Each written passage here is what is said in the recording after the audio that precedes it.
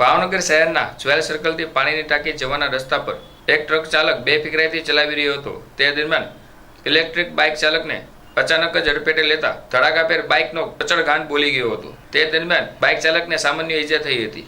આવો બનાવ બનતા લોકોના ટોળે ટોળા ઉમટી પડ્યા હતા। ત્યારે પોલીસને જાણ કરાતા પોલીસ ઘટના સ્થળે આવીને વધુ તપાસ હાથ ધરી હતી।